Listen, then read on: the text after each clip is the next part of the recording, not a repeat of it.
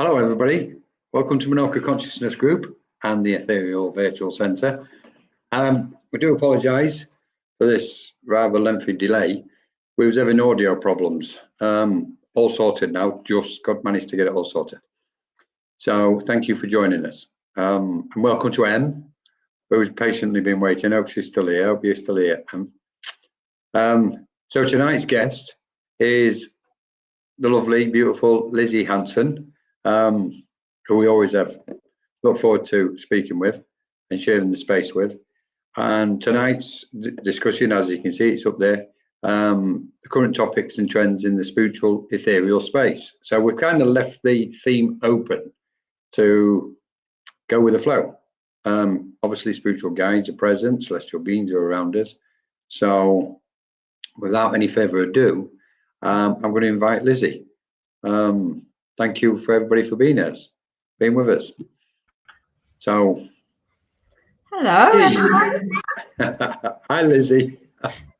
Finally, that was me, apparently. I mean, if it wasn't you, it's going to be me or somebody else. So it's like. Well, anyway. What can I say? Safari doesn't like me. That's what it is. Ah, right. Okay. She's still here. Hi, persistent. Oh, I'm so pleased, Em. Thank you for joining us. Tani, hello. Lovely to see you. And I know I need to respond, Tani. So I'm really sorry. Hi, guys. Hi, everyone. Great stuff. So let's, Lissi, warm welcome to you. Thank you so much. What I'd like to do first off, it's great that you've took the time out to join us. Things are moving energetically, etc. So if you will, just tell us a bit about yourself, Lissi, what you do, healer, medium, channeler, etc. I am a medium. I'm a London-based medium, and I'm originally Danish. I've lived here for a really long time in the UK, and I also channel and I do healing. I do trance, I do normal mediumship, I do channeling. So it's kind of like a wide variety of things that I do. Yeah, that's it really. That's me. And some light language thrown in. I also do light language. That is very true. So which is, at the moment, Lissi, which is the prominent one out of them all? Which one are you working with? It certainly has been for, I would say, the middle section of this year. I've been using light language quite a lot. And I was kind of working a lot with Chloe. We were doing a lot of things together. But it's actually quite funny because just in the last sort of month or so, I've kind of ended up circling back to a lot more channeling and mediumship. Okay. So I just go with the flow. So how do you find this with channeling and mediumship? I mean, obviously, in the current space, everybody's a channel these days. So which we know. Okay, we can say what type of channel, what are we channeling, etc., etc. Hi, Francis. Lovely to see you. So the channeling mediumship bit. So then we're looking at mediumship itself. Is that becoming a bit more prominent, or when you're saying channeling and bits of both, are you doing channeling separate and then mediumship separate? Is that what you're saying? Well, so what I mean is, I do platform and I do private readings. Yeah. And I've started a new site on TikTok. Okay. Instagram. Yeah. Basically giving messages, and some of them are mediumship messages and some of them are like collective messages. Basically, some of them are mediumship and some of them are actual channeling, and that's when I'm actually channeling, like I'm connecting with beings of light, and they're kind of trance channeling through me and speaking through me. So got you. Okay. So we can throw trance in there at the same time then. Yeah, it is a type of trance. the way that I distinguish the two is like there's the deep trance where you sit and your eyes are closed and you're completely not in control of your body. But for me, it's a middle level that I can do where when I'm channeling, and you'll see it because my eyes start to flicker. So it's last time, it's like a medium between the deep trance and like the mediumship. So it's like it's kind of like another channel. No, I understand, because it's I think what we're seeing at the moment, I mean, I liken it to we can open this up straight away. Ingrid, I recognize that name. Hello, my sister. Hi. Hello, from Sweden. Is it Sweden? Where is it? Denmark. Denmark. I always get confused. That's okay. It's your sister. Lovely to see you. So just going with the channeling trance aspect, because it does seem to be the topic and theme at the minute, channeling and trance. And then looking at what you was just saying there, but it's kind of the channeling can be somewhere in the middle type thing. We've had a lot of conversations recently in the group, in our, not just group, but in our space. Sorry, about channeling and trance and etc. And I think what we're seeing is the altered states are definitely coming into play now. People are going into an altered state, and then what I refer to as the frequencies of the higher self. Not the higher self is not a singularity. There's many frequencies to the higher self, and I think that's probably fair to say that when somebody goes into an altered state, they're moving their conscious awareness to a point, to a frequency which attunes to the higher self, and then the highest at that point, there's an attunement to, let's say, cosmic celestial beings taking place. Whereas then when we're looking at trance, exactly as you've just described it, rather than deep trance, where those beings are in and they're in control and conveying whatever information they are, again, there's an altered state, because we're going towards the deep trance. And I would liken it to 3 stages of trance. There isn't 3 stages, obviously there's a multitude, but mild, shallow, and deep trance. So it's almost like putting our toe in the water first.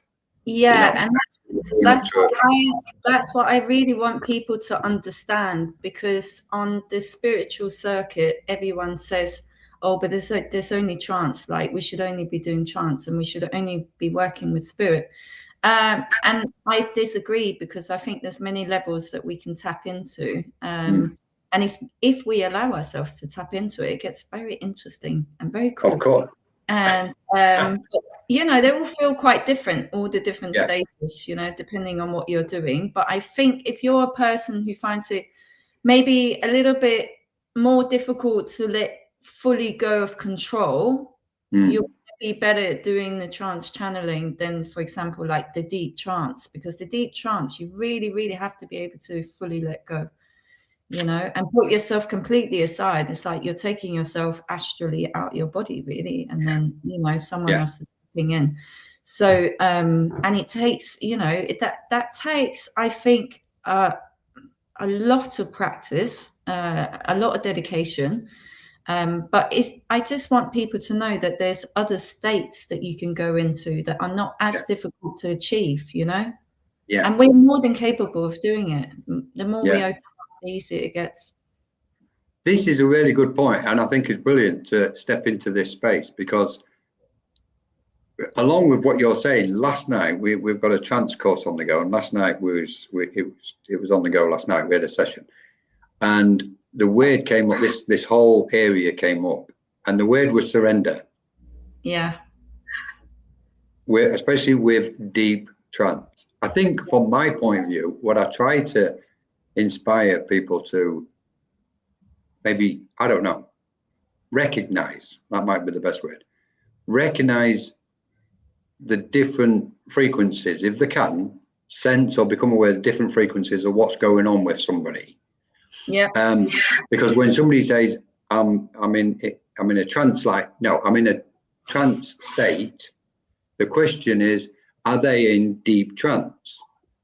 Because I think the word trance might be losing its true meaning, because it's out there in the space now. And then when you observe somebody who's saying that they're in trance, it's clear they're not in deep trance, which is that's fine. It's okay. I'm not saying anything about that.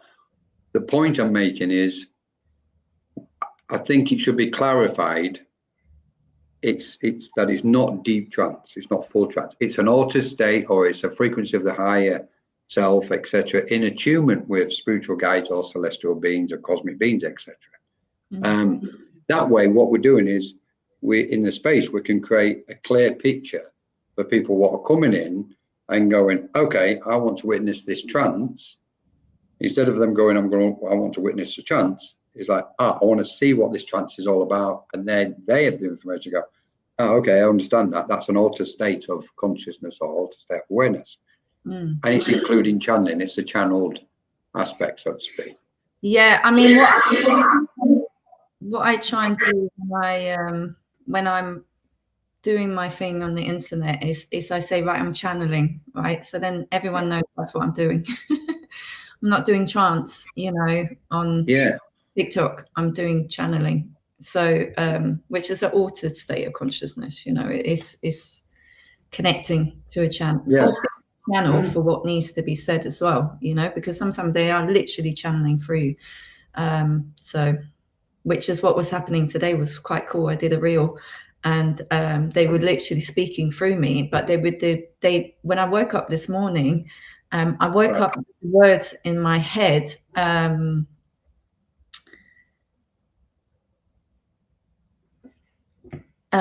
What was the words in my head? I just went blank for a minute. Blank. You do that. Well, maybe you had to go blank, because I'm going to say to you, Lizzie, if it starts and anybody starts coming through, just please go with it. It was freedom codes through your words, they said to me as I worked. Like, I was having a dream, and then I woke up and I remember the words. They say freedom codes through your words. And then I thought, oh, that's really interesting. Don't forget that, And I was going to write it down, and then I didn't. And then something compelled me to go on to my new channel. So I went onto TikTok and I just started the video, and I basically pulled a card that I was going to channel through. So that's what I've been doing. I've just pulled one card if I'm going to do the channeling. And I pulled the card, and then I started with the words, So, and then they basically just linked into me, and then they were speaking through me. And during the message that they were giving, they were basically using this and saying, and I could feel it. It was so interesting, because they were literally working through my heart, and they were speaking to the collective that I was speaking to through this video, sending codes through me, saying these are freedom codes. These are codes, to set you free. To literally, it was a message to how to free yourself and be in your authentic expression, and how to be your true self. So it was really cool. I was super excited about it. I love it. And when I watched it back, oh my God, it was so powerful, even just watching myself. But actually, because my heart's quite open, I suppose. But the words as they were coming through, I could feel them working on me, watching myself, I could literally feel it working on me. So so it's quite interesting, the sort of the different levels of trance channeling, whatever you want to call it. And I think it's a beautiful conversation to have, Lizzie, because it's so informative. I mean, some may say we're splitting hairs, I would disagree. It's like, we're not splitting hairs. We are trying to define and get some clear definition of what's going on in these altered states. And of course, it's beneficial for all of us on the spiritual path to have this knowledge about not just where we are, but when we're looking at somebody else or watching and listening to somebody else, being aware of where they potentially are as well. So there's this, I think having these conversations, especially about this area, trance channeling, altered states, higher self frequencies, etc., really opens the space up, and because there's so much information inside that. So I love this whole conversation when we talk about this area. It's like a favorite area to me, because it's so informative, but there's so many aspects of each particular frequency. Yes. So almost like, okay, let's take shallow trance for an example.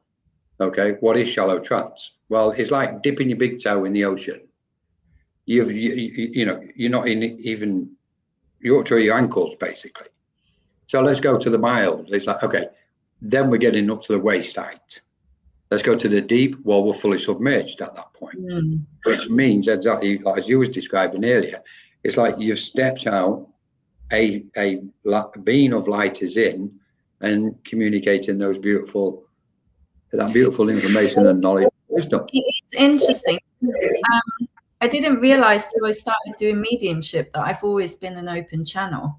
And so I could always feel it. So when they would speak through me, and it would be like I could have a conversation with a friend, or I could be having a conversation with a client at work, and I would start to speak about something. And I've said this to you before, I'd start to speak about something, and I didn't know where it was coming from because I had no knowledge of the information that was coming through, but it always fit exactly that person. And it was always very relatable to them and was able to help them out of certain situations that they were in, difficult moments or difficult situations.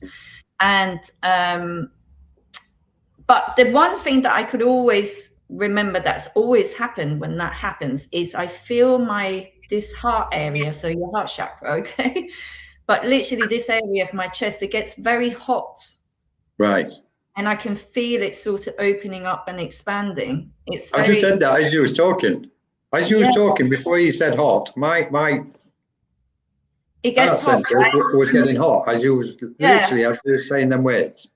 Yeah, because you're listening to my words, and my words are frequency, and because I'm opening my heart, you can probably feel it. So, and that happens when I do mediumship.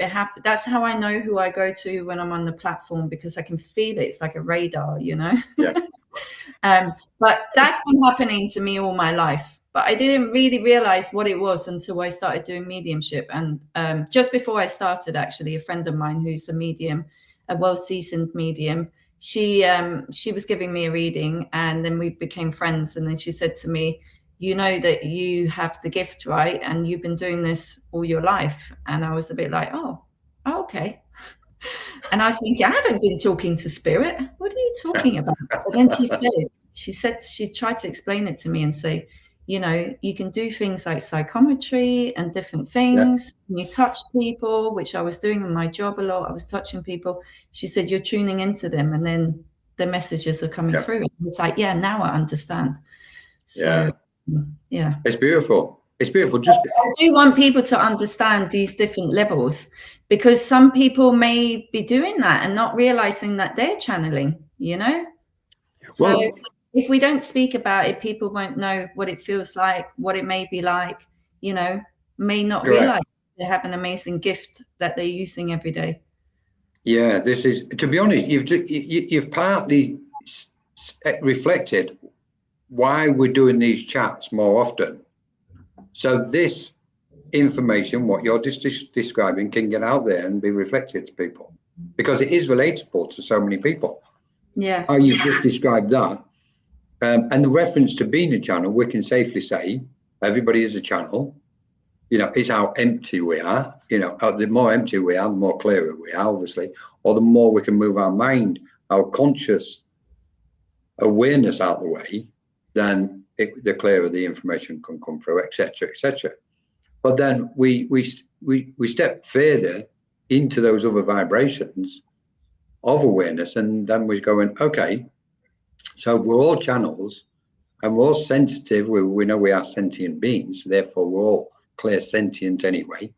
So,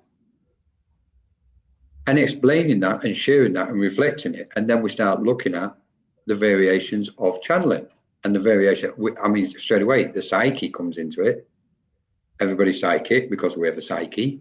and then mediumship is an extension of that. The more we open up, the more then we start. And it's this ripple effect from the center point of our awareness, constantly expanding outwards into those what we call the other realms and planes, etc. But I wanted to come back to something, Lizzie, because I was really interested in what you said when you mentioned freedom codes. I'm just going to say hello to everybody. Do you want to say hello to everybody? Go, fire ahead, Lizzie. Say hello. Hi, Sue. Hi, Helios. Melissa. Yeah. Hi, Sue. Thanks for joining us, Sue. And Lynn, Helios. Lynn. Hi, Melissa. Yes. Thank you, everybody, for joining us. Christine Coulson. Hi, Christine. Hi, everyone. Thanks for coming. Yes. Right then. I know Danny's asked. I'd love reading if you're doing them. If not, it's okay. I'm still listening. I would say, Tanny, hold fire on that, because if the energy rises and it, ripens, it might happen. So let's just, rather than say yes or no, at the minute we want to kind of keep this chat going. But I don't know. There might be somebody who wants to say hello to you anyway. For now. Yeah. So the freedom codes, Lizzie. Yes. Tell us a bit more about them, because they sound fascinating. Okay, so what it was is, and what they were showing me in my dream, I've been having some really, really cool dreams lately, and I've been doing some cool things. So I just want to say this one thing before I talk about the dream that I had this morning. But it got flagged on my well, not flagged. I had a reel come to me on Instagram, and somebody talking about how you can program water to hold the information of your dream. So what you do is you take a glass of water, you put it by your bedside table, and then you literally speak into the water and you say, I want to program this water so they could hold onto the information from my dreams. Yeah. And then when you wake up in the morning, you drink the water and then you go straight into meditation, because you're still in that state of, like theta. So that's what I've been doing, because sometimes I can't always remember the fullness of my dreams. So I've been going straight into meditation after drinking the water. And I've been remembering all of these dreams that I'm having and the messages in them, and basically decoding them. So this morning, I didn't do that. But this morning, I think because now I've started to train myself to remember my dreams better, when I woke up this morning, it just stuck, So this morning, they basically described to me in my dream that words are obviously frequencies, okay? Yep. And I talk about this a lot to people, which is one of the reasons that I've been able to guide people so much, I feel, in all of my surroundings, is be careful with the words that you speak, because they're frequency and code. Okay, so the words that we speak are frequency and code, and the things that you think in your head are frequency and code. So you got to choose, what do you want to think? What are you creating, basically, right? Yeah. Because it's your creation, you're creating it, you're birthing it. So if it comes out of your mouth, you're telling the universe what to do. So when they were explaining about the freedom codes, they were saying, we want you to use this phrase so that people will understand that when we're speaking the words for you, they are actual codes coming through. And if they open up their hearts, then they can download the codes, okay? And so they're codes, but the words that they were speaking, the particular subject that they came through and channeled about, because I didn't know what it was going to be, I only had that sentence, was all about freedom and how to set yourself free. Right. So that's basically what was happening. Wow. It's a short version of that's, I mean, there's so much in there, isn't there? We could pick through that, but there's so much in it. But in its condensed form, using water straight away, we know water mesmerizes. It's got the memory. It stores all information in water. I love the way you've just described it. Having a dream, it's in the water, drink the water, go meditate, and it's kind of basically going to ripen again and come back into your awareness, which is amazing. I also like the fact that you're training your mind to remember your dreams more. Yeah. Now, what I found, just on that as a side note on this, what I find is when the mind is clear, we will literally recall the memory of the dream, any dream, at any point. But that type of clarity, it's rare, but it's happening more often now because people are transforming themselves, letting go, shadow work, etc. So we're lightening ourselves up more and more, basically emptying ourselves. So then we can do more of this stuff, what you're describing. I love the sound of all this, Lizzie, to be honest. Yeah. So let's just see. I'm just gonna, if anybody's got any questions, please put them in the comments. Going back to channeling and trance, and all the different frequencies of our own awareness, what we can tap into. If you could say anything to anybody regarding channeling trance, what would kind of encourage them? What would you say to them?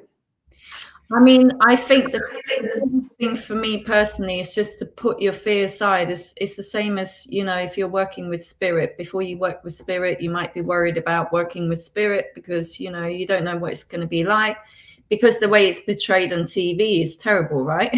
Yeah.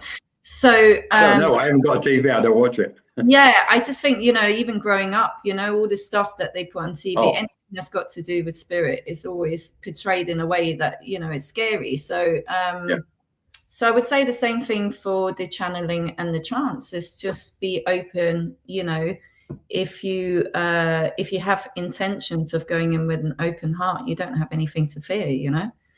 So the thing what I find with it is wherever an individual is on their spiritual path, going with the moment and trying to be free from any preconceived thoughts and ideas of what something may or may not be like when it comes to the individual trying it. Because all those preconceived thoughts and ideas can actually become obstacles in one's path, so to speak. So Ascending Butterfly, lovely to see you, and back. Where's he gone? We did have him. He was here. He did say hello. Here he is, Mark John. Nice to see you, Mark. Thanks for joining us. So, I've lost track where I was. Sorry. What was that point? I was trying to make a point. When somebody's kind of starting off and looking at trance or looking at channeling, I think now we can safely say very confidently, everybody is a channel. So it's almost like the first thing for a mind who's coming into the space, who's awakening spiritually, to go, okay, one of the first things is I'm a channel for whatever it is, light and frequencies, etc. And then looking at, okay, I need to manage my energies constantly, because that's always a big thing anyway. And then when we're looking at the stepping into the deeper realms of channeling, that word surrender kicks in. And recognize also, and I'm going to skip here, but recognize now that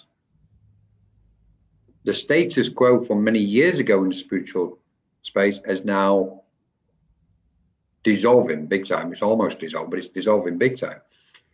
In so much as what used to be trance and what we used to be channeling was kept separate, now we know clearly that there's a convergence between dimensions and realms and beings upon them. And therefore we're seeing a lot more influx of cosmic beings. Previously it was hardly heard of. It's only in the last 2 or 3 years really where it's just exploded, and especially the last 12 months it's really exploded. You go back to 3 years, 5 years ago, forget it. It was almost non-existent. But especially before 5 years ago. I mean, being in this space for so long, start talking about cosmic beings and Arcturians and all this, like in the spiritual space, you was like ostracized straight away out. They didn't want to know, you know. Now, and it's still some places like that, because they go, no, it's supposed to be mediumship, and it's, you know, blah blah blah. It's like, guys, look, we're out of time now. It's all changed. It changes here. We know this. And these cosmic beings and beyond and further, star beings, etc., with spirit and spiritual, what we refer to as our family and friends and loved ones in the world of spirit, but further into them, spiritual guides and highly evolved guides, etc., etc., they've now just gone like that. And they're all coming in to help and inspire everybody, not just for the change what's taking place, but everybody, the humanity's evolution at this moment, spiritually speaking. We have to expand consciousness in all. Is that me? We have to expand our consciousness in order to elevate with the frequency of Mother Gaia. Yeah. So we all have to keep going through the levels. It's the only way. Yeah. And it's funny, isn't it? Because it's like, I actually think we're just on the brink of it. Oh, yeah. Where there's no way we've opened up, and this is where the ego and humbleness has got to come into play. Thankfully, that's what's right happening as well, because we know the further we go within ourselves, the deeper we go, the closer we're getting to that, what we can call maybe the inner light, which is like brighter and purer. Humbleness naturally starts coming up in those vibrations as that light arises within us. So, I mean, that's phenomenal for me. I love it. And that's keeping the ego in check and eventually dissolving the ego. Anyway. I think that's really important as well. Is that me? Have I got an echo going? I don't. You might have. Yeah, I think. Yeah, I think you might have to kind of be quite still in that space and speak from there. I think when you move, your mic doesn't pick it up. Oh, it's weird. Anyway, I can hear you clearly. Being humble, I think, is really important. I think all mediumship and all channeling should be about everyone else and not yourself. Right, we're just going to stop the show right there, and we're going to finish on those words, Lizzie. That's it. That's all anybody needs to know. Exactly what you just said. I'm kidding, obviously. No, but it's true, isn't it? It should be about the outside, not about you, and that's how I work anyway. I mean, I literally just do it to pass the messages on. It's not about it's not, it's not about the right or the wrong or whatever. My ego doesn't have to be involved. The more we've talked about this a lot, the more you can set your ego aside, the better channel you actually become in mediumship and channeling and trance and everything. So it's so true. So it's important to be humble. You have to keep that humbleness. You have to be compassionate, and you have to work from the heart. Absolutely love it, Lizzie. Love it. And I totally agree. For me, the ego, it's just obliterate it. Absolutely obliterate it. Humbleness is like clear canvas for spiritual work through us. It's 100%, Mark. 100%. And I think it's funny because there was a question came up recently, last few days, and it was about spiritual bypassing. Yeah. And I think that's what's getting bypassed. One, because obviously spiritual bypassing is another, it's a fad, it's in vogue at the minute, people are talking, it'll pass by, but, while the subject's here.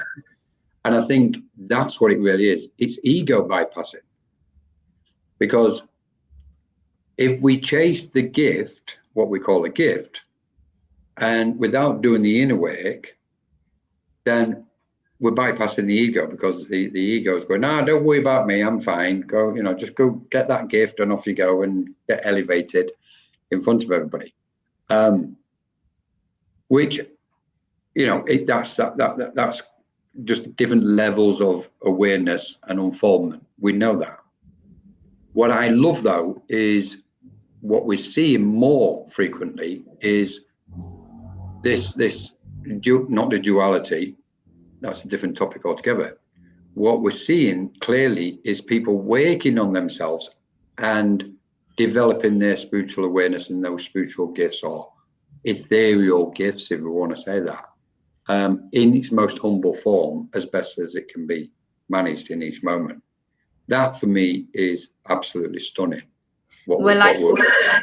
I think when people are doing that, for sure, it's, it helps, because make you, like I said, to make you a much better channel. I think you're more consistent, the messages come through much better. And I also feel like your gifts open up a lot more. You have to do the inner work. It's unavoidable. If you really want to be, a great channel or great medium, I think you have to do the inner work. Yeah, 100%. Absolutely 100%. That's just how it is, because it's interlinked with personal development. It has to go hand in hand. Yeah, it's almost as what we're saying is,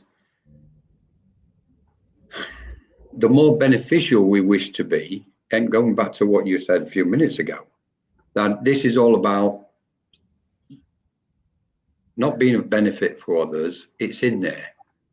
And not just cherishing others.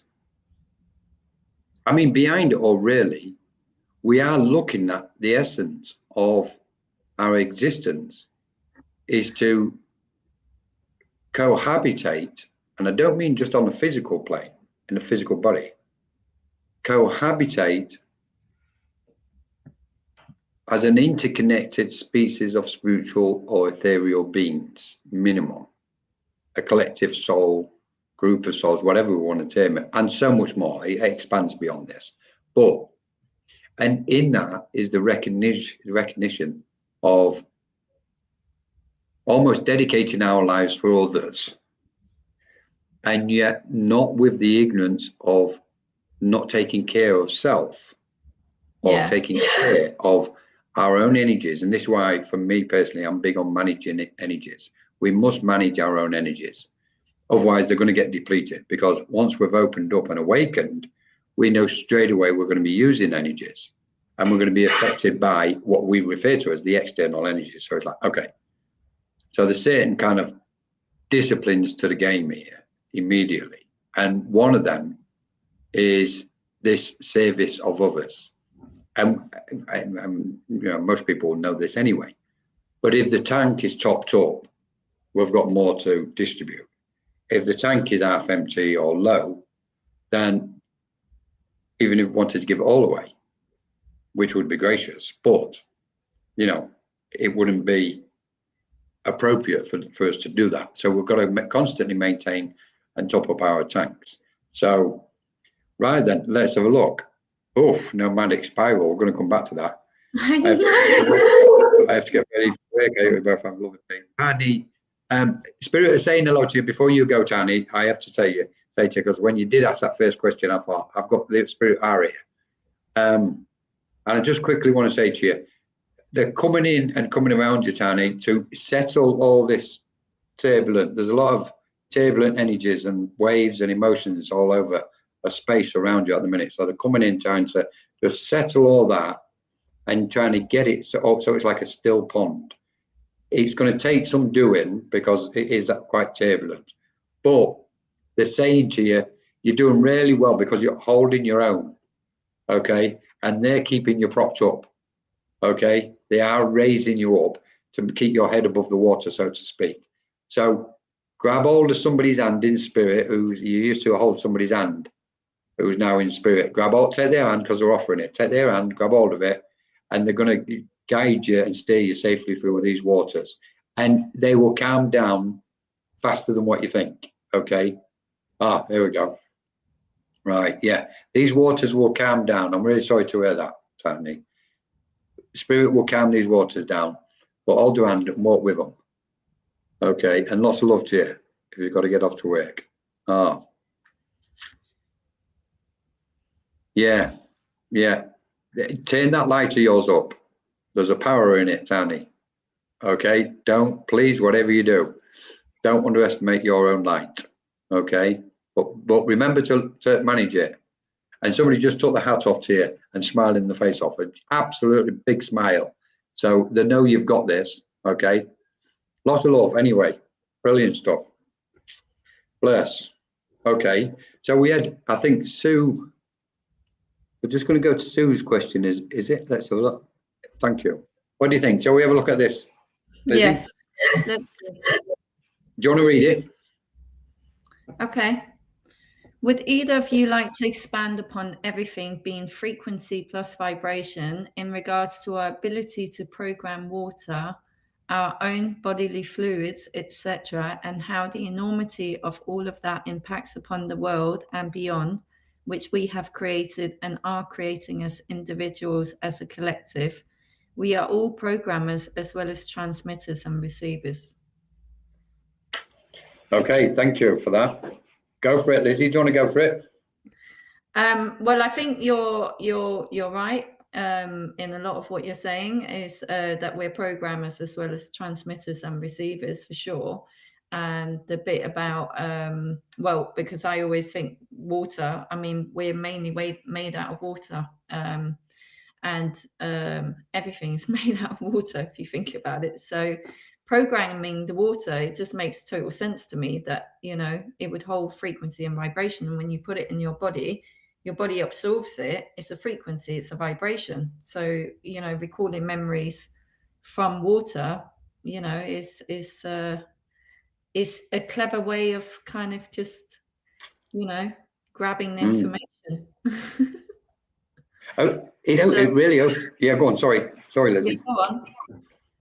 Well, I mean, this really opens it up, doesn't it? It's a beautiful question, Sue. Because straight away I've got the floods coming to my awareness, okay? And waves, wavelengths, frequencies, but waves, and the floods and waters, etc., etc. Lots of love to you, Tani. So that's because I'm simple ascending. I'm like, just kidding. So water and vibrations, now then, and bodily fluids. Okay, so we know, let's go to the simple basic form with 75-85% water.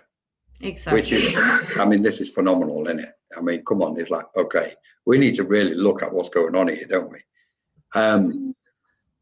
So then we go, right, okay, if that's who we are as water, let's look at it in terms of wavelengths.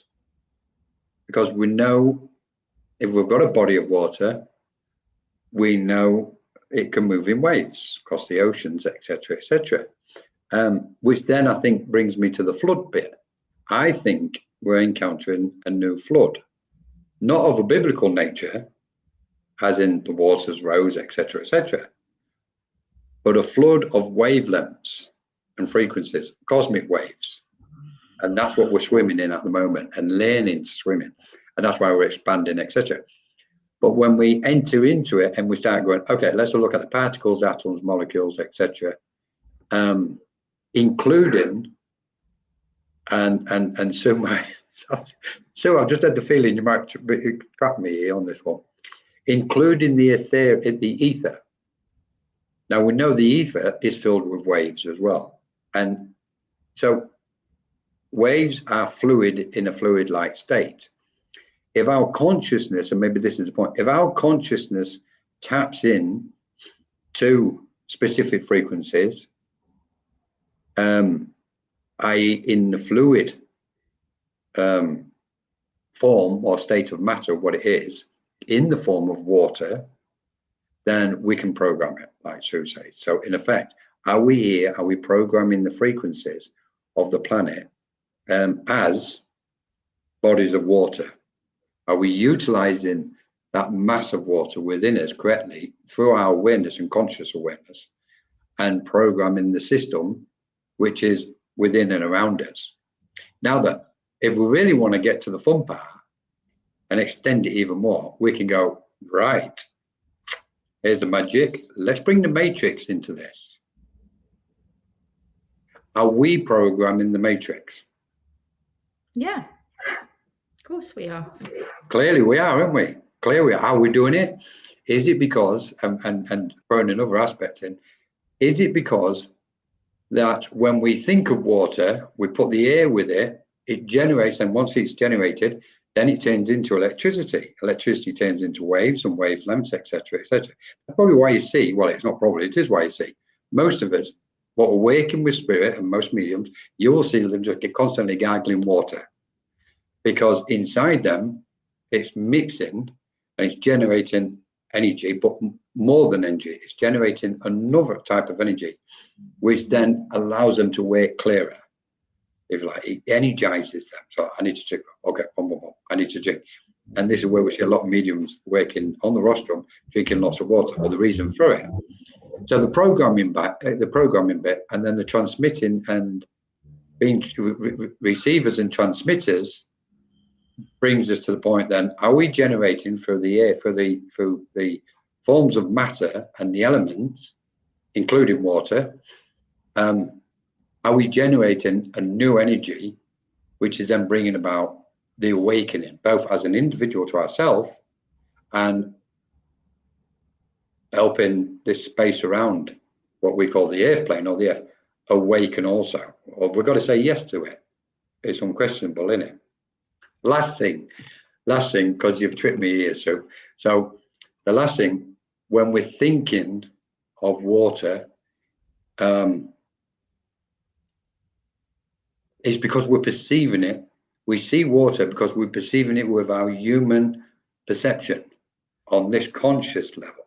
Mm-hmm. If we was to go deeper and deeper and deeper and deeper to another, like if we go into an altered state of awareness, which I'm really tempted to do at the minute because I know spirit want to come in, is like when we perceive water from an altered state of awareness, so let's say a higher state, it changes again. It's a game changer, because we no longer see it as a solid state of matter, as in fluid state of matter. Mm-hmm. We then begin to see it in its true essence, which is waves and particles of light, which we literally, like Sue said, we have the capacity, and like you were saying in your dreams and when you were thinking earlier, to program it and be the creators, what we are in this space. And I'm shutting up at this moment. Over to you. Water's amazing. Brilliant. Sue, thank you so much for that. I can't believe you made me do that. You pulled that one out, didn't you? But there was somebody else, because I just want to say to Lynn Juno, lovely to have you with us, Lynn. Thanks for joining us, and Kim. So, Kim, let's have a look, because you said something. Kim, what was it? Monadic. What are your thoughts on our monadic spiral? Okay. Now, I've got to confess, I would hazard a guess at that, but I'm not 100% certain what the monadic spiral is. I've got it somewhere, but it's not in my awareness at the minute. I can read it to you. Go on, go for it. I looked it up. I cheated. A monadic spiral, in spiritual context, represents the monad, the singular, undivided origin of all existence, extending outwards and then recursively returning to itself, symbolizing the consciousness and creation in a fractal dance of unity and expansion. Oh, that was written by a poetic mind, wasn't there? What likes to dance, wasn't it? They made that sound fancy. Come on, I'm going to tackle this, but I want you to go first, Lizzie. What's your thoughts? It's actually quite interesting. I don't know why I'm thinking about this. Maybe this is spirit making me think about this. But when I trained to be a Reiki healer, there's a particular symbol, one of the first symbols that you learn, okay? And it kind of just goes like that, okay? And when we were learning it, there was one of the guys on the course that obviously was able to see stuff psychically in his mind, okay? So what they showed him is when you look at it from the front, it just looks like a flat symbol, okay? But as you spin it around, that thing that goes round like that is a spiral that is never ending.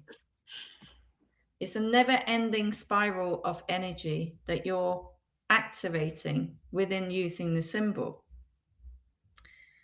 And so that makes me feel about this. It makes me think to that when we talk about this monadic spiral, because again, it's a spiral, right? It's a never-ending cycle of creation, which is what we're in, never-ending cycle of creation.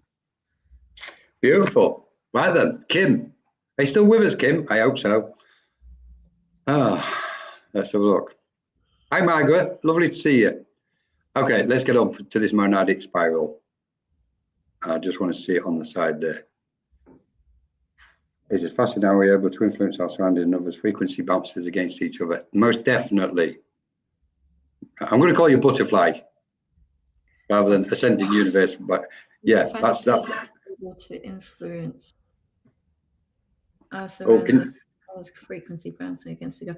Yes, I would like to answer this question because I'm forever telling people, you know, be careful what kind of frequency and what kind of vibration you're sending out there.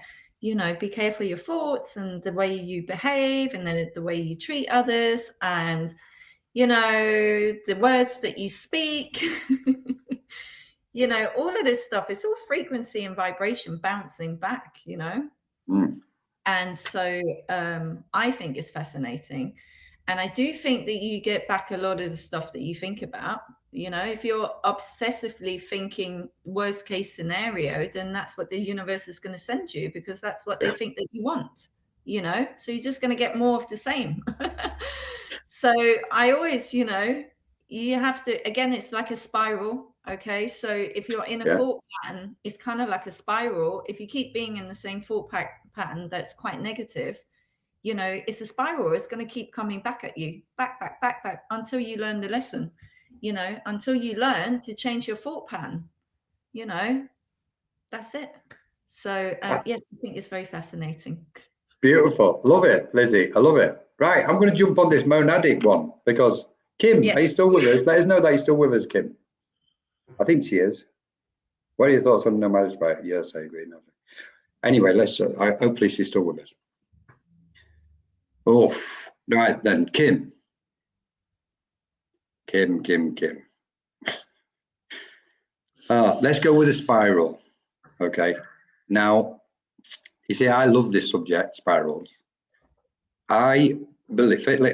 Let's qualify it first. Okay. I seriously 100% believe that we are spirals of truth. That from our feet to above our crown and way beyond it, that we are a spiral and we can move up and down that spiral at any moment. We do it anyway, every moment of the day by moving our mind to different kind of locations. When, for example, so, and of course, truth, everybody's got their own perception of truth. So we should respect everybody else's spiral of truth. So really, when we're looking at somebody, if we perceive them as a being of light or a spiral of truth, and we recognize that our truth is correct for us in any given moment, it stands to reason, and we should reflect that everybody else's spiral of truth is correct for them in every moment. That's an equalizer. Straight away, that's an equalizer. So as spirals of truth, what we do is we're vibrating, depending where our consciousness is on that spiral, we're vibrating at that particular frequency in that moment. And then when we meet another or come into the location or environment of another spiral, if that mind is vibrating at a similar frequency, then we've got like attract likes. That's the, I really don't like the law of attraction because I think it's been used too loosely. But that's where the law of attraction starts coming into play, because what's happening, we're magnetizing to each other or we're repelling each other. And it doesn't matter. There is, like Lizzie said, no right, no wrong. It is what it is. Sometimes we gravitate to somebody, on other occasions we don't. And it's simple. The reason is because our frequency in that moment where our mind is might not be able to adjust and attune, make that attunement to another person's frequency where their mind is. There's not an issue. It's just nature playing out. So the first thing is like we're this swirling mass of a spiral and constantly moving up or coming down. So then when we've got energy, the cosmic energy coming in, And in these big waves of energies, what we're all experiencing at the moment, and it's just not exclusive to the Earth. We need to think, this is on a cosmic scale, we know this. And that means the expanse of our awareness being infinite is being affected. So our spiral is being affected, it's changing. And this is where we've got the ascension. We're ascending up the spiral into those other dimensions and realms. It's taking our awareness upwards, so to speak. We know when we drop down the spiral, we can close in, we become condensed, our energy is denser, we tighten up, everything starts drawing in, and then we're in trouble. All we can do at that point is ride the waves until the wave has passed, and we'll naturally arise and start going back up on a spiral. And then we can get onto the top part of a wave where we're ascending and we're literally excited and everything's beautiful, everything's light, everything's clear, it's coming fast, coming through, everything's coming through very fast and clear. Okay, so that's just one example. But then now I'm going to throw this in. When we go back to the water aspect and looking at particles of water, we can then put the spiral with water, as in not so much a drop of water, but when we break it, when we dive into the depths of what a water particle is, we will find spirals within that.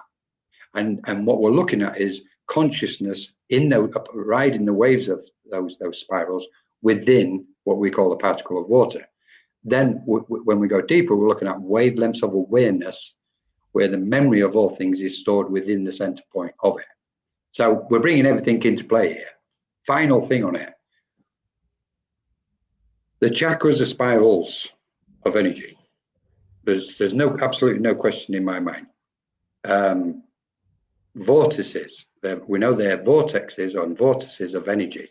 And we can't just look at it in a 3D manner. We've got to look at it in whatever dimensional space we can, because there's that many spirals facing in that many different directions. It's beyond the linear aspect, it's beyond time and our space, or our understanding and comprehension of space. So we can say, okay, I can see this spiral, visualize it, etc. Well, then multiply by 7, multiply by 700, 7,000, whatever we want to do. Each chakra is a multi-dimensional realm of spirals, and our thoughts and feelings ride upon those frequencies of each spiral. So that's why we have conditions physically show themselves as a direct result of what we're carrying on that particular spiral of that particular chakra. We then put it to the ether, where the thoughts and emotions are riding the vacuum and move through the vacuum of the ether. When we look at the world at the moment, one of our biggest or major issues is the ether within and around ourselves, but the etheric web on the planet, because there's been so many fearful thoughts and feelings projected into the ether that it's caused blockages along the vacuum. So you imagine states of war, fear within societies, civilizations across the globe, continuously throughout history. It's almost like it's blackened the ether. What's remarkable is at the moment is, as we are awakening and we're literally conscious of making sure we turn our light up even more, that affects the etheric body of our being, and that by extension, that light goes into the etheric grid, and then it starts washing and clearing and transforming all that fearful, anguish, hatred, energy, what's in there. So I keep quiet, setting up. So that was a good question, Kim. That was a good question. Good description as well. Good explanation, Colin. We are spirals of energy. We literally are. Of the most beautiful, unimaginable to our human mind. We're stunning beings, spiraling in all directions. So if you get peed off with somebody because they don't want to get on with you, don't get offended. just think, this is my spiral of truth. It's not blending with theirs at the moment. It's not attuning to that. It's okay, even be. And it's like, and you're settled. Just another point here. If we imagine we're a spiral of energy, a spiral of truth, okay, well, let's expand it to spiral of energy and spiral of infinite awareness, okay, and it's resonating. Ultimately, it's resonating at one frequency. But in that spiraling of energy, we're just changing everything about this space. I mean, try spiraling meditation. One of the best ways of meditating is spiraling meditation, because you can ascend your consciousness as you're literally physically spiraling. You can ascend or descend. You can expand or contract. Try it. It's stunning stuff. Next question. Come on, you can have that one, Lissi. This is my stuff, you see. So it's like I can carry on forever with this stuff. Let's read this one. Mike John, water is consciousness. For the beings that live in the sea water, we are connected to it. I was sitting by the water the other day and faces started appearing in the water. I took a photo of it. I feel air is consciousness too. 100%, Mike. Go on, Lissi. I absolutely agree with that. That water is a living being, and so is air, and so is all the other elements on Gaia. And this is why when you hear about native people talking about connecting with the elements, of how they used to connect with the elements in order to upgrade their spiritual gifts, it is because they are consciousness. They are living beings. You know, Mother Gaia is a living being. You know, the earth is a living being, air, water, you know, it's all a living being. And so the more we honor the fact that they're living beings, the more we can interact with them and play with them and commune with them. And, you know, we can learn from them and they can learn from us, and we can come into this sort of kind of unity consciousness, because really that's what we're trying to come into, is unity consciousness on Earth.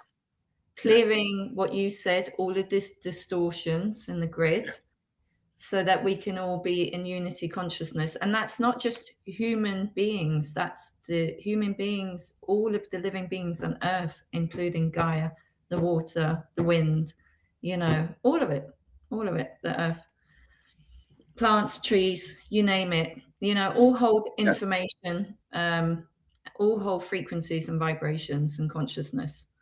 So yes, thank you very much, Mark John. That was brilliant. Nice. Yeah, absolutely. Beautiful answer as well. Really cool about the faces that started to appear in the water, you know. Again, the more we open up our gifts, the more we are able to see lots of things, you know, through the veils. Yeah, I'm laughing because Mark's got a brilliant sense of humor, and I want to chuck a joke in with this, but I'm like disciplining myself not to. Go on. He's seeing faces in the water. You have to be careful, because there might be a guy behind you with a white jacket ready to sling it around you, Mark. So but don't tell too many people you're seeing faces in water. Anyway, that was the jokey one. On the other side, I absolutely love it. It's like, I totally agree. Consciousness is everywhere. It's like existence itself is consciousness itself. And we just attune to specific areas or locations or environments of that cosmic consciousness. And wherever we are, yet we've got the capacity to know all things of the cosmos. It's clear to us now that we are knowing beings.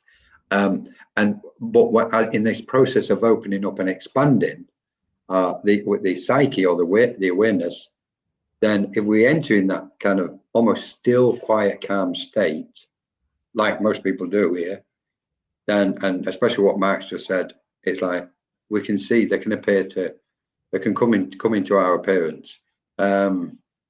And yeah, it's like just sit there in that state of mind, altered. You see, we've moved our mind again. We're constantly going into altered states of awareness anyway, when we move from one conversation to another with somebody else. Or when we sit quietly, we naturally start going inwards in a way. And then as we go in there, that's it. The vibration changes and we start tuning in.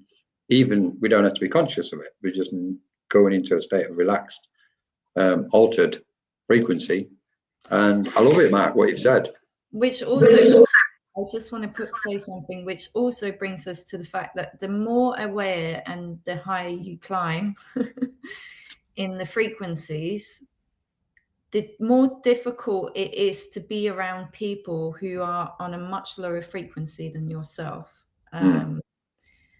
I find that quite difficult sometimes, you know. I understand this, Lizzie. This is a good point because I think it's relevant to so many people. Yeah. What I've found is going back to the spiral of truth, and this is to do with flexibility.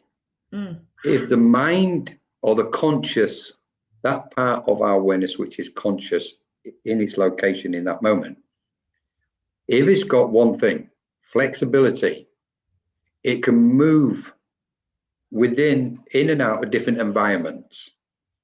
If it stays in an environment where the frequency might feel or be of a dense nature, we can stay in that environment to a certain point, but there'll come a point where you go, okay, I need to get back to my natural frequency. Yeah. Which will then pull us away from it.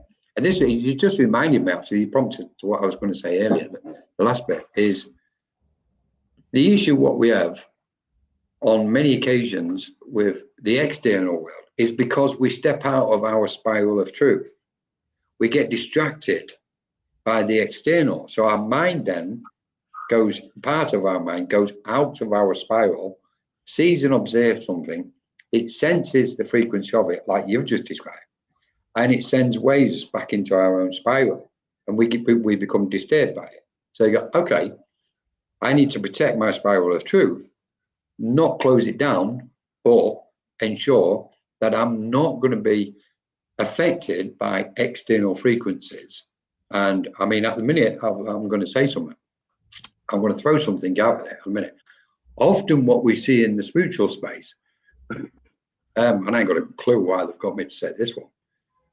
At the minute, what we're seeing in some of the part of the spiritual space is some minds are belittling other minds in order to elevate themselves. Yeah. Either for followers or to get people booking onto their courses and all this lot, you know, for financial gain and so many others. And it's like, it's inappropriate and it's incorrect.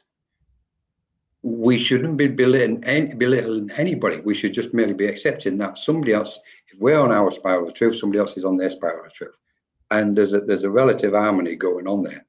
And I think it really, I can't say it's got to stop, but at some point it's going to stop because it has to stop. I think it comes back to obviously being humble and working from that space, okay? But I think the more humble you become, the more you also become an observer, and the more you realize that you don't have to stay in spaces or around people where they're not wanting to elevate you, 100%. supporting you. Yeah. I've certainly have gone through this transition myself in that space, like you were saying, and maybe this is why they're bringing it in, because I was saying the last year was quite a difficult year for me, and definitely, you know, people were just totally out of hand. Yeah. But I just became the observer, and I just became really graceful, and I took myself out of spaces, and I just seeked out other opportunities and other spaces, like your space, which has been absolutely lovely and very welcoming. But it's important that everybody understands that we also have a choice whether we want to blend with those frequencies or not, because we don't have to. There's always another way. We have to go our own way. If people are not supporting us or elevating us, then we have to move on. We have to find another crowd that will do that for us. Yeah. And I'm very much about that. I've always been like that. I've always tried to elevate people. I've always tried to support people. I think it's a really important part of humanity that you can do that for other people. And sometimes it doesn't come back to you, but that's okay. Then it's time to move on. It's kind of like a sign to say, okay, well, you're done there. You've done your work, and now you can move on somewhere else. Yeah. So It's like, just this is redirect sometimes, as well. So maybe not taking it personal and just observing. Yeah. Is a really go on, sorry. No, go on. That's just a really good tool to have, to be able to be an observer and to be able to not take something too personal and just to say, okay, this is redirection. Now I'm supposed to go somewhere else, Yeah. Yeah. This is hi Debbie, Debster from New York. This is a really good point, what you've just made, Lizzie, and about being supportive.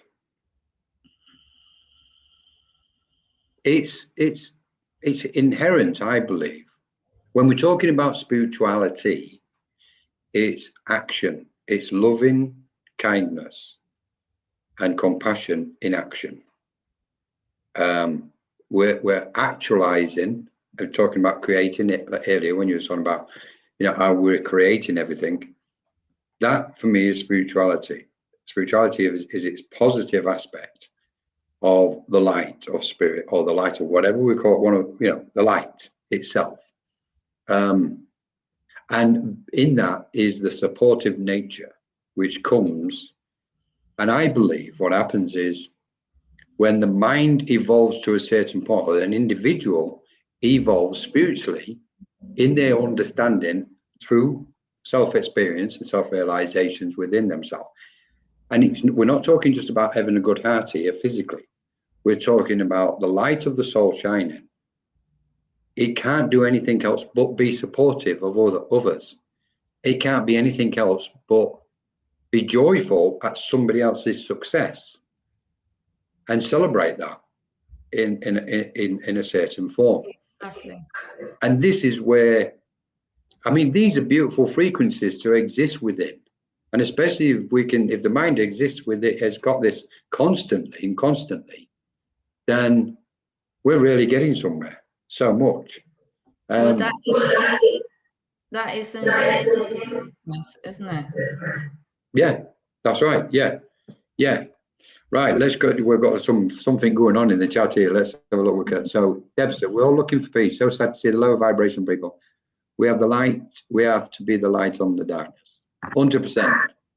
Yeah, 100%. Should we visualize? I do that. I'm not sure about visualizing what part, Kim. Sorry, we'll come back to that. So M, for the AF trajectory, my indigenous guides focus, my indigenous guides focus on destruction before construction, while cosmic guides focus on higher frequency. I know both are true, but what does blending these look like? I know both are true, but what? Okay, this is a good point, this. Good point. So, okay, I'll just chuck something in quickly if it's all right, Lizzie. Yeah, go on. I believe, and it comes back to what Lizzie just referred to, unity consciousness. I believe in walking the middle path, the middle way, so to speak, because in the middle way, there's acceptance of all the other directions, left and right, right and wrong, or etc. The duality aspects, or those aspects what relate to duality, which then we know in that duality is divide, division, separation, etc. So it's like, okay, we can go, I'm walking the middle way. I'm aware of all this going on in my periphery. I relate and I can understand to it. And I have an acceptance of it. We can say that. Let's say we have an acceptance naturally about all these different variations. So that is where I've always been. I walk in the middle. I don't dismiss anything externally because I think it's got its place, its correct place for whatever reason. And I think we're in a position on the planet where there's so much going on that only an enlightened being has got the capacity to understand what's going on this planet at the minute regarding, destruction, construction, etc., etc. We can hazard a guess with the expanse of our awareness in this moment. When I say in this moment, what I mean is to its expansive capacity at this moment, because in that expanse is where the layers of knowledge are. We can bring them all together and go, okay, this might mean that, this might mean that. But until we are fully realized enlightened being, we're going to be observing and trying to work out what's going on. So it brings us back to ourselves at all times, where in that stillness within, a clarity rises. And in that clarity, some of the questions what we think we want to ask are no longer in that space. The question in the first place was no longer relevant, and it's dissolved. So the answer doesn't come because we're in a clear space where we can sense the knowing, which is beyond the question anyway, because the question itself may be of a specific frequency which we don't no longer attune to. And I know I've just kind of gone a little bit somewhere with that, but it's for a reason. So the middle way. Sorry, I took too long to answer that one, Lizzie. No, that's fine. Oh, right then. So, so Debbie, so glad, Debbie. Yeah, we're glad. Debbie, we're glad you found it.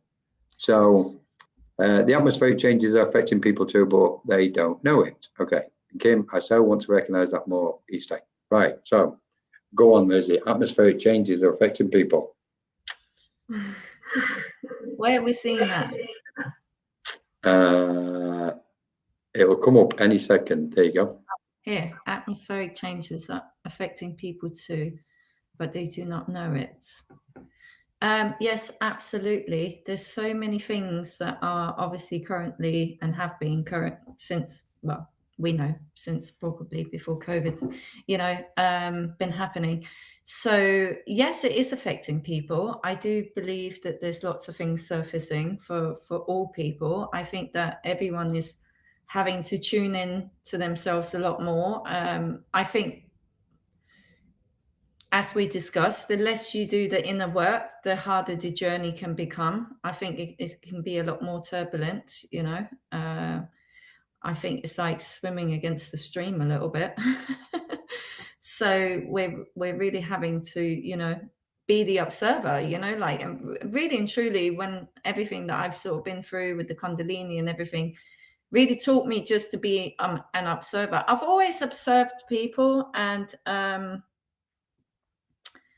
I've always observed energies and frequencies. And yeah, I just read this other thing that you said about, I heard the best way is to be the observer, not the analyzer.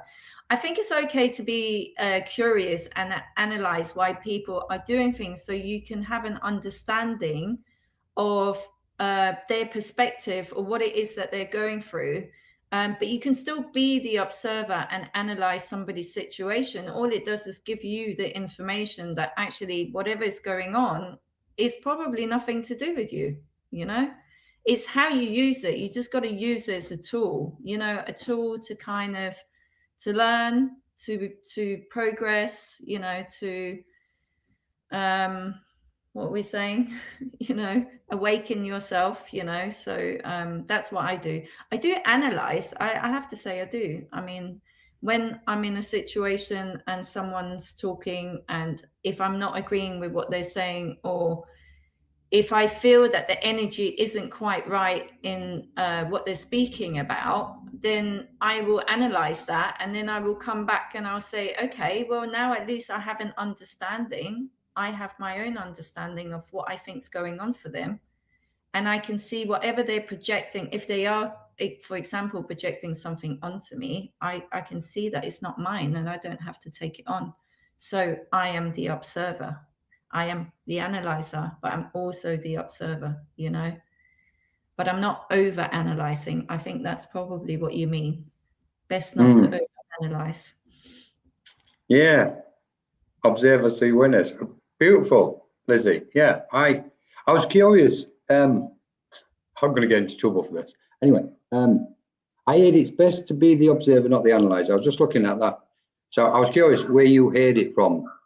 Oh yeah, So no, I was like, it's oh, I like, want to question that because I'm like, yeah, it's I know like, how to answer this one. yeah, I heard it's best to be the observer, not the hand. I think, okay, I'm going to play safe here for the moment anyway.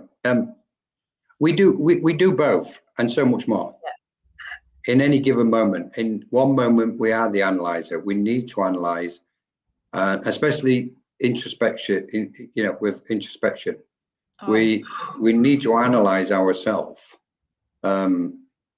Me, I do it every single day. I take time out within a certain space, and I'll observe and analyze. I can't do any of it. It's natural for me. What I've said, my actions, etc., my energies, and because that's like self-awareness and being mindful of oneself in order to make any adjustments required to continue expanding in a correct fashion. That's where I come from with that. So I have a big thing about self-analysis, and in that, obviously, you're making observations about yourself. So they both apply in any given moment. And then the external, I go along totally with what Lizzie's just said. Not to be overly too involved and trying to change, or trying to step in and help situations, circumstances, unless in that moment we're required. So what we're looking at is, in any given moment, in the vastness of our awareness, something is ripening in the moment. And being mindful and observing what's ripening is the best thing for us. Yeah, there you go, Debbie. Yeah, observe what they're dealing with, but not try to fix them. Yeah, the inner work is never ending. Absolutely. You know what, Debbie? This is a really good point. Please, whatever you do, when you said the inner work is never ending, it ends when you have a break from it. So it is never ending. We know that, but it's like what we're doing when we have that mind. It's like, and I'm taking it in its literal sense. I know you're joking about it, Debbie. But for those what take themselves too serious out there, you've got to give yourself a break, because it is what Debbie's saying. It's a continuous, never-ending spiral. So there's always something going to come up, and that inner work, what you're describing, is all of it has been, all the experiences we know, every single experience is the one thing what's brought us to this moment in our own evolution. Every single particle of every single experience. Okay. We have a tendency to say that was good, that was bad, that was neutral sort of thing. Okay. And it's like, but once we get beyond all that, then we get into that nice space. But everybody, you must have a break every so often when you're doing the inner work. We are shape-shifting throughout our lifetime. Speak for yourself, butterfly. Just kidding. Somebody's brought shapeshifters in. We are the tutor and the student in every moment. Absolutely. Totally. Yeah, totally. This is beautiful stuff. Yes, spiritual pauses are good. Totally. Definitely, Debbie. Deb's there. So anyway, there was another point what I wanted to bring up, Lizzie. Yeah, go on. It was still to do with trance and channeling. Yeah. And where we are currently with it all. And I'd like to say to people, whoever grabs this one, if you're considering channeling, if you're considering trance, just go for it. Just absolutely go for it. The days of, having to wait in the queue, and maybe you might be able to get in a trance group, maybe no, just go for it. If you are inspired to go into an altered state, as long as it's in the correct and conducive environment, as long as it's in a space where beautiful souls are in there, then where you're going to be supported and encouraged, then by all means go for it. Because the next form is clear. What we're seeing is, for many years it was mediumship, and it was always classed as evidential mediumship. It needed to be evidential mediumship. Well, according to who's the God on this planet saying he's all going to be? Sorry, with respect. Spirit use every means. Spirit will use whatever's in that room energetically, spirit will use. If there's psychic energy, if there's healing energy, if there's trance, if there's channeling, if there's evidential mediumship, mental mediumship, whatever mediumship, when we surrender and let go and let spirit lead us, they will utilize all of them, and it will be the most magical space.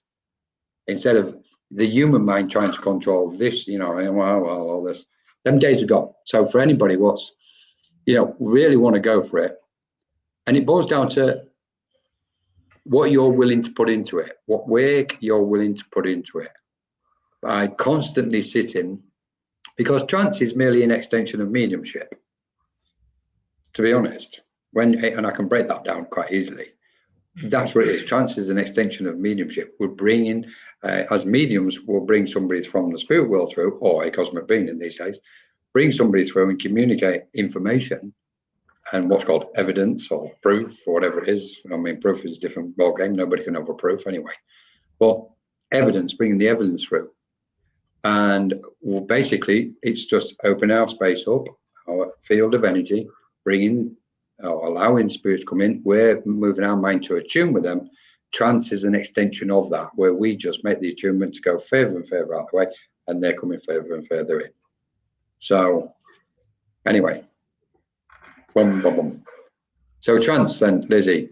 Sharon Peters, false. Oh, okay. False dichotomies can really mess with our head and heart. More than one thing can be true at the same time, especially since this is an and universe. True, Sherry. Yeah. If it's not clear, this is the thing. If things are not containing clarity, it really messes with the head and the heart. Yeah. And it is true. More than one thing can be true. Truth is like a chandelier. We all see it in a different light, from a different perspective. Be clear flute and allow the universe to play their melodies through you. Very poetic, Butterfly. Absolutely, it's so true.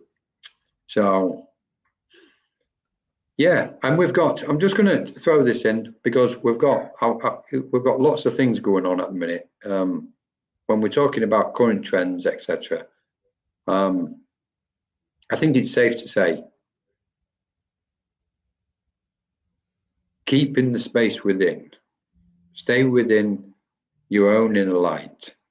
As such, we've got some beautiful things coming up globally, I believe, and it's not all doom and gloom. We can go off on that one, but we're not tonight because it's the frequency's not here for it. But we're going to do more of these chats because we're part of, obviously, Menorca Consciousness Group, but we've just opened a virtual centre, which is the Ethereal Virtual Centre, and we've got lots of things going on through the week, from developing your spiritual gifts, healing, inspirational writing, awakening club, etc. We've got beautiful teachers offering their time to do all this most days of the week now, and it's building, and more people are coming in to do more things. Next week we begin the what's called the Trance Healing Clinic. So that will be fortnightly. That's absolutely amazing. Everything is amazing what's going on. We've got daily meditations, etc., etc. We've got 2 new trance courses coming up. One's trance channeling course, and the other one will be trance mediumship, trance healing. That's simultaneous, and that's simultaneous. We've got a workshop coming up, which is Cosmic Consciousness, which we'll be doing on the 25th, I think Saturday 25th, which will also be with, we'll be doing it for American times as well as the UK and Europe, etc. But I just wanted to drop onto this space about the Ethereal Virtual Centre, because something special is happening, and not because the centre's up and running. I don't mean that. It's come from somewhere. It's come from this light, what's really washing across the planet at the minute, and it's really bringing beautiful minds together. And I'm seeing it across the globe. There's communities forming. We can call them tribes, but there's communities forming all the way around the world now, and they're growing and expanding, and there's more and more of them happening. So what we are seeing more than anything and with those celestial beings, cosmic beings, spiritual beings. They're really shoving the light, shoving, not the right way, but pushing and shoving the energy forward for all of us now to really go, okay, come on.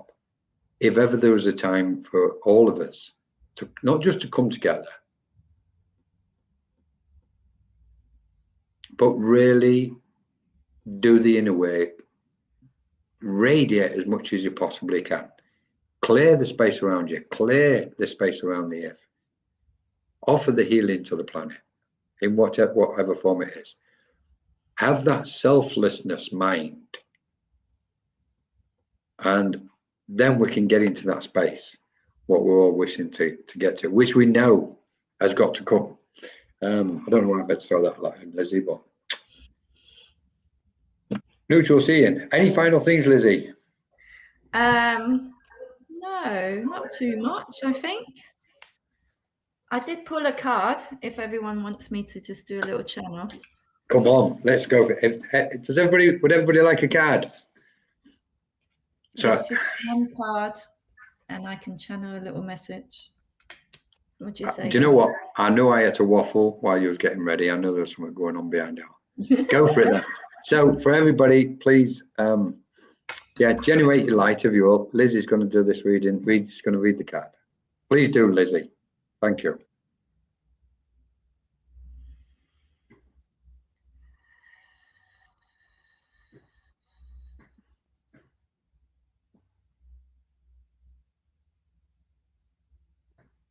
You came into this space with an open heart to find yourselves and to find the answers that your souls have been waiting for. Please know that you come from the divine source, and you also have all the abilities that it takes to elevate your consciousness.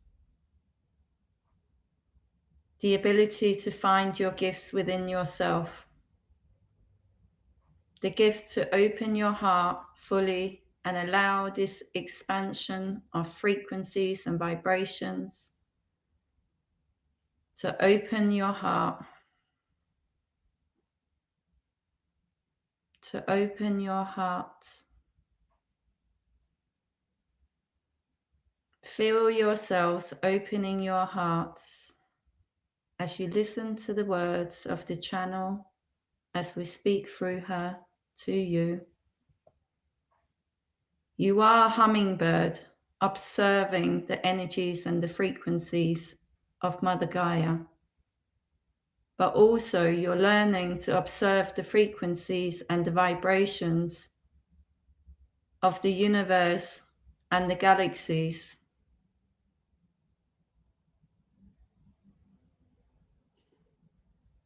We know that things have been quite difficult and the energies have been very, very, very, very, very hard at times. This is because many karmic cycles have just ended.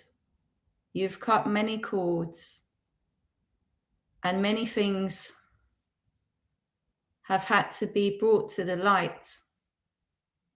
You've had to watch many distortions. You've had to be aware of many people around you in toxic patterns. And you've had to walk away from many relationships and friendships.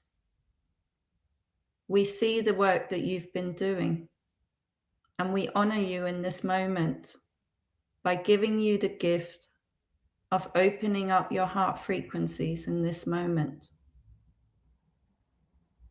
Step into your truth. Step into your authentic self. Do not be afraid, and free yourself in this moment as you hear these frequencies come through this channel. Illuminate your mind, illuminate your heart, and ground yourself to Mother Gaia. There are exciting times to come. a world beyond what you can even imagine is about to open up to you. We thank you for allowing us to bring this message to you and allowing us to send the frequencies and the codes that you needed in this moment. You are the hummingbird hovering above Mother Gaia, the Earth, this universe, this galaxy. You are tuning to the frequencies, not just of Mother Earth, but of this galaxy, of this universe. Know that you are on the right path and you're elevating your vibration and your frequency. Every day you do something to come back to yourself, into your heart. It's you elevating yourself. Every day you meditate, every time you take a moment to yourself to quiet your mind, you are elevating yourself. We are proud of you and we love you. We are here for you. Know that many of your soul families and your guides, your angels, surround you at this time. And we are always here for guidance and support whenever you shall need us. All you have to do is ask. We bid you farewell as we now leave this channel. Thank you so much. Thank you, friend.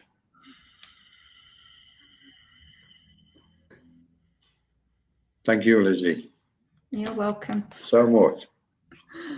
That was beautiful. Absolutely humbling experience.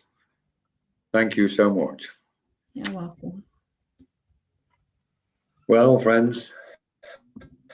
So like you can see, there's many ways time. to do channel or trance. Yeah, absolutely beautiful.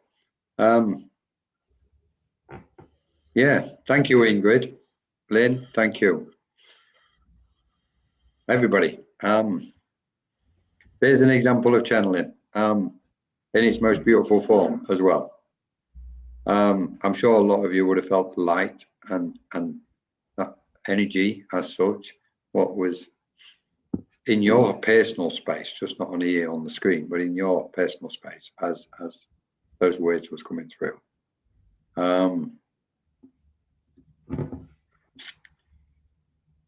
So we're going to draw this session to a close. Lissi. Yes. Thank you. Any final words you'd like to say or offer to everybody? I want to say thank you. Thank you to everyone who's been watching and who may see this at some point. And thank you to Colin for having me on here. It's always a pleasure and it's always illuminating and eye-opening. And and I just love it. I love sharing this frequency and energy. You know, it's such a beautiful space, and everyone always turns up with an open heart and a beautiful mindset. And so for me, that just lights my heart up. So thank you so much for having me. Same here, Lissi. Same for me. And for I know I probably speak on behalf of most people, everybody at Manoka Consciousness Group and Ethereal Virtual Centre, of which you're going to be a part of, which you already are a part of, but you're going to be. So Lissi will be back. It's so kind of you to offer your time and energy and light with your beautiful emanated beings of light. I mean, what words do you say? Because we can't, can we? This is beyond words. It's like it is. There's nothing. It's just about. Yeah, I mean, this is about the emanation of love in a pure form and the light from the source of it, which is beyond all our capacity to explain, I suppose. Thank you, everybody, for joining us. What a beautiful session. I don't like to call it session, but I can't think of another word. It's been amazing. Thank you for your comments, for your support, for your love, for your guides being present. As you come, we know your guides are there present with you. If I may say, finally, a lovely, beautiful thank you to Ava for setting this up and having the patience for trying to sort the audio out, etc. And Lizzie coming off and going on and coming on, etc. Thank you, Ava, for all the work behind the scenes. Yes. Please join us. Yeah, please join us if you wish at the new Ethereal Virtual Centre. It's clear we're going somewhere with beautiful spiritual beings. There's so much going to be on offer there to support and help everybody who's in need. Exactly what Lizzie said earlier, being here to help others and to be of benefit to them. So until we meet again, from these beautiful beings of light what are around us here in this space, and remember guys, when we come together like that, it's just not about me and Lizzie, Ava in the background. It's not. It's all of us. We're doing something collectively together. All our lights are unifying and making the change. And in that is where that sense of humility and humbleness is. And together, just feel the joy of existence. Thank you so much, everybody. Lizzie, once again. Yes. Loved it. Absolutely. Thank you. Thank you, everybody. We'll see you all very soon. See you Thank later. you, Ava.